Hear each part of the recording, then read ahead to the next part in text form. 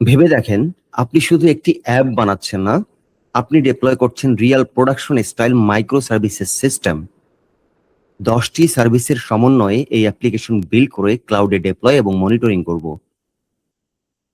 Connect প্রজেক্টে আমরা build করব React front end, fast API micro services, PostgreSQL, Redis cache, Redis queue, worker service, Docker container, finally AWS ECS Fargate ready architecture.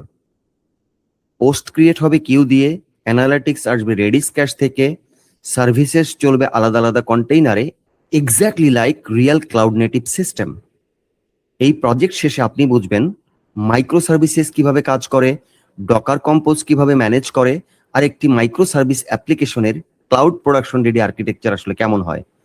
DevOps শিখতে চাইলে শুধু theory না, build Dave connect, think like a real cloud engineer.